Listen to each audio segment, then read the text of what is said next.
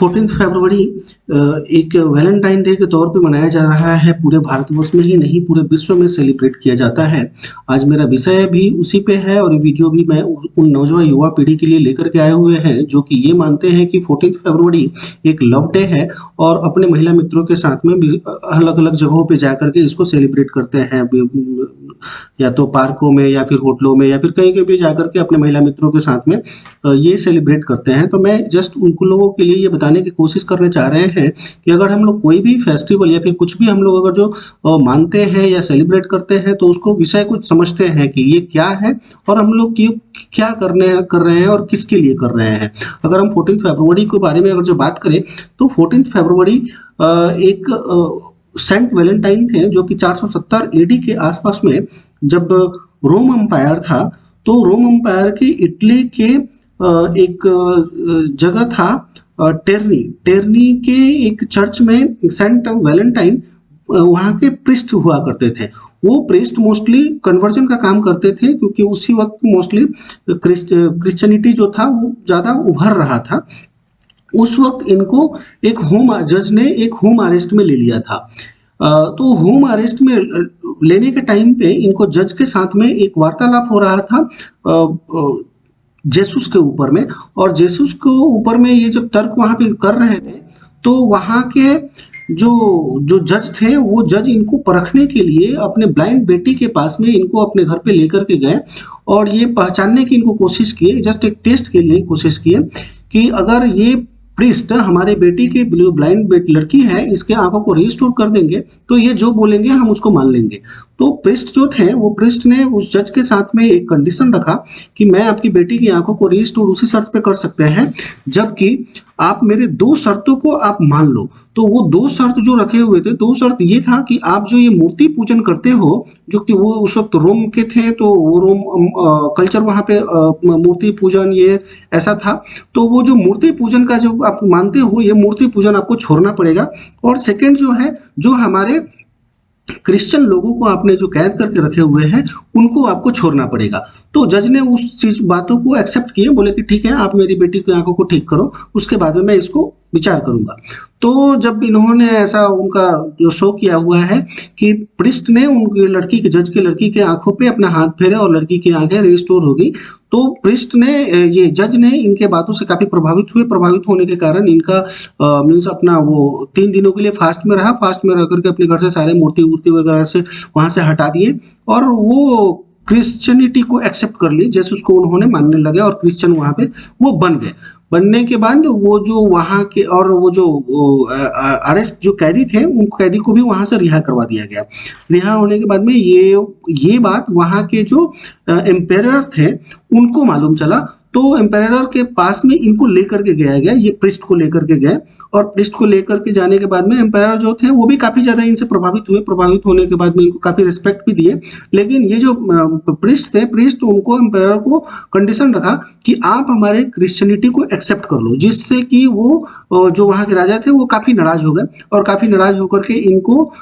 एक आदेश जारी किया कि आप ये बिलीव जो है आप इसको छोड़ो, नहीं तो आपको मौत की सजा मिलेगी। तो इन्होंने सेंट वैलेंटाइन जो थे ये उस चीजों को नहीं छोड़े, वो बिलीव को नहीं छोड़े और इन्होंने मौत को एक्सेप्ट किया और इनको लाठी डंडों से मार करके वहां पे मार दिया गया। वो दिन था 14 फरवरी। एक उनको सजा दिया गया, वहां पे उनको मार दी गई। एक और इनके बारे में एक कहानी वहां पे लिखी हुई है और इनको बताया जाता है कि 470 ईडी के आसपास में ही वहाँ रोम में एक बहुत ज़्यादा वहाँ पे एक विद्रोह हो रहा था और वहाँ पे बहुत ज़्यादा एक कम्युनिटी को वहाँ पे ये एक्वायर किया जा रहा था, जिसमें कि जो क्रिश्चियनिटी था वो भी वहाँ पे बहुत ज़्यादा फैल रहे थे। तो जो रोम के जो वहाँ के जो एम्पायर थे वो काफ़ी ज़्यादा इसे चिंतित थे और वो अपने आर्मी को स्ट्रॉन्ग करने के लिए वहाँ पे नया युवा पीढ़ी को उसमें जोड़ना चाह रहे थे और जोड़ करके एक स्ट्रॉन्ग वहाँ पे अपने आर्मी को वो बनाना चाह रहे थे उसको लीड करने के लिए। तो उन्होंने एक आदेश जारी किया कि जो ये मैरिज और जो इंगेजमेंट है वो कुछ समय के लिए वहाँ पे उन्होंने बैन लगा दिया। बैन लगाने के टाइम पे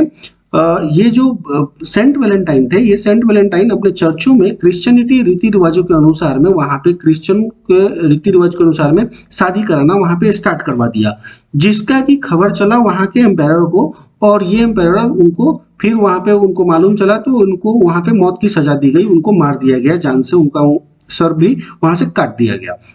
तो अगर जो हम दोनों स्टोरी को पढ़ें और दोनों स्टोरी को अगर जो हम समझने की कोशिश करें तो इसमें कहीं पे भी लव का एंगल नहीं दिख रहा है। अगर जो इसको हम देखें तो एक मेरे हिसाब से इसमें ब्लड शेड का ही वहाँ पे एक इसमें एक तरह का वहाँ पे ये कंक्लूजन निकल रहा है, क्योंकि दोनों स्टोरी में इनका मौत ही हुआ है, वहाँ पे इनको जान से ही मार दिया गया है, एक ब्लड शेड ही वहाँ पे हुआ हो रहा है। चाहे वो फर्स्ट वाला स्टोरी देखे या फिर सेकंड वाली स्टोरी देखे, दोनों में इनको सजा दिया गया है और उनको जान से मार दिया गया है। और एक मौत जिस दिन पे किसी का होता है उस दिन को हम लोग लव के तौर पे या फिर खुशी मना करके कोई भी नहीं सेलिब्रेट करता है, चाहे वो सनातन धर्म वाले हो, सिख वाले हो, इस्लाम वाले हो, बौद्ध वाले हो, कोई भी हो, उसको इस कोई भी अगर जो हमारे पूर्वज कहीं पे भी अगर जो किसी भी डेट में मर जा रहे हैं तो हम उस दिन को अशुभ ही मानते हैं, उसको हम लोग शुभ नहीं मान करके हम लोग सेलिब्रेट नहीं करता है, कोई भी नहीं सेलिब्रेट करता है। बट ये मूर्खता है, हम लोग कैसे सेलिब्रेट कर रहे हैं हमारे युवा पीढ़ी। लेकिन और इसमें अगर जो देखने जाए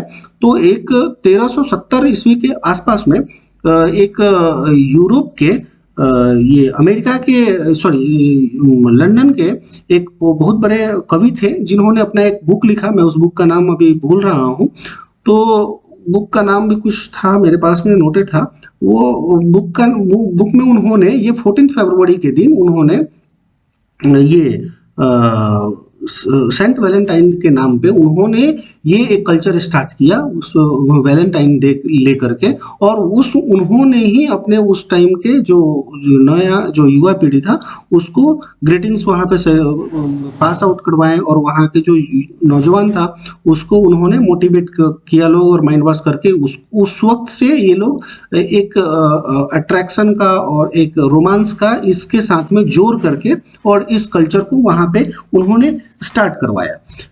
लेकिन ये विषय तो ये यूरोप का है और वहाँ पे उन्होंने जो भी कर रहे थे वो कर रहे हैं, ठीक है, अलग बात है। लेकिन जो ये भारतवर्ष में जो भारत के जो नया युवा पीढ़ी जो आज जो सेलिब्रेट कर रहे हैं, तो इनको मैं बताना चाह रहे हैं कि ये तो हमारे यहाँ का कोई भी रीति रिवाज में तो आता नहीं है कि अगर जो कोई हमारा पूर्वज मरा हुआ है या फिर कोई भी मरे हुए हैं उस दिन को हम सेलिब्रेट करें हंसी और प्यार मोहब्बत के जैसा। ये तो मूर्खता है, ये तो अज्ञानता की कमी है, जिसके की कारण से ये लोग हवा में उड़ रहे हैं और उस चीज़ों को फॉलो करते जा रहे हैं। सेकेंड, जो आज के जो ये युवा पीढ़ी जो है जो अभी वैलेंटाइन डे जो सेलिब्रेट कर रहा है 14 फरवरी के दिन, तो भैया मेरा इनसे यही अनुरोध है और इनसे मैं यही पूछना चाह रहे हैं कि आप लोगों की देशभक्ति कहाँ चली गई है? केवल क्या क्रिकेट के मैदानों में झंडा उठा करके आप लोग केवल भारत माता की जय और राष्ट्रभक्ति वहां पे दिखाते हो, या फिर वोट डालने के दिन ही केवल आप लोगों का अपना राष्ट्रभक्ति रहता है? हमारे 40 सेना